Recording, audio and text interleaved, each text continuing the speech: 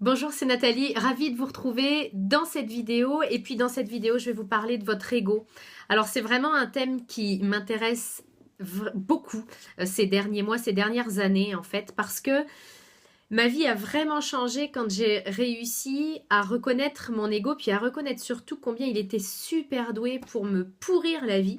Et puis à passer, bien sûr, à passer outre tout ce qu'il me soufflait. Puis en fait, ce que je veux vous partager dans cette vidéo cette semaine, c'est que il est revenu. Il m'a jamais vraiment quitté, hein, mais je travaille chaque jour à faire en sorte qu'il dirige plus ma vie, puis à faire en sorte vraiment de me reconnecter à cette autre partie de moi qui est beaucoup plus centrée sur mon intuition et sur mes aspirations profondes. Mais en fait, ce qui s'est passé ces dernières semaines, c'est que je vous l'ai déjà partagé sur mes réseaux sociaux. 2016 a été une année bouleversante pour beaucoup d'entre nous, et puis pour moi, y compris. Il s'est passé énormément de choses à tous les niveaux. Et puis, en ce début d'année 2017, c'est vrai qu'on comptait, moi la première, sur une année plus paisible. L'année, j'avais entendu les numérologues dire que c'était une année 1, donc une année vraiment de beaucoup plus paisible en tout cas que 2016, et puis une année de renouveau, etc. Donc je m'attendais à la jouer un petit peu cool cette année. J'attendais vraiment le 1er janvier pour me dire, ça y est, on va passer en année 1.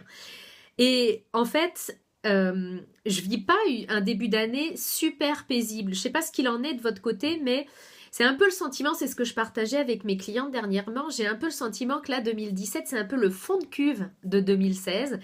Et où finalement, oui, c'est une année de renouveau pour moi, mais c'est une année aussi de grands bouleversements. Je vis vraiment des grands changements positifs dans mon entreprise parce que j'ai pris des décisions qui sont importantes, puis dont je vous parlerai dans les mois qui viennent. Je veux vraiment contribuer encore plus largement, et dans des domaines dans lesquels je m'attendais pas vraiment à aller travailler dans ces domaines-là. Mais comme la vie semble me tirer la manche, j'ai décidé d'arrêter de résister à ça. Et en fait, ce qui se passe, c'est que à chaque fois qu'on vit une période de changement, forcément, il y a ce côté de nous là qui a besoin de sécurité à tout prix, qui a besoin de tout contrôler toujours, tout le temps. Eh bien, ce côté de nous là, il est vraiment malmené. Puis ce côté de moi que j'ai encore, même si j'ai appris à ne plus le laisser contrôler ma vie, et en fait, ce côté de moi là, il s'est complètement affolé ces derniers jours. Je l'ai senti la semaine dernière. Et alors que je suis pleinement alignée sur ma mission de vie, alors que j'adore ce que je fais, alors qu'il y a des portes qui s'ouvrent, qui étaient complètement inattendues, eh bien, il a réussi, en passant par la fenêtre, comme la porte était fermée, il a réussi à venir me pourrir la tête pour faire en sorte finalement que mes peurs, elles grandissent. Et je me suis retrouvée vraiment envahie par tout un tas de peurs. Et je sais que je ne suis pas la seule, et je pense que on peut partager autour de cette vidéo-là, parce que si c'est ce que vous vivez, je veux juste vous transmettre que c'est normal, entre guillemets. Ça rassure toujours, hein, de savoir qu'on est normal, mais c'est vraiment, euh, ça fait partie du chemin pour moi. Et en même temps, c'est hyper important de ne pas laisser le chemin diverger, en fait, juste parce qu'il y a ces peurs-là.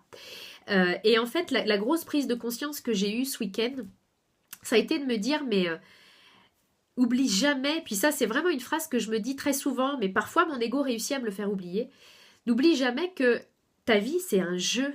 Tu es là pour jouer, tu es là pour expérimenter, vivre des choses, tester des choses. Il n'y a rien de pire que de se contenter de moins que ce dont tu es capable, puis il n'y a rien de pire que de renoncer à des projets juste parce qu'ils te foutent vraiment la trouille et que tu ne l'as jamais fait.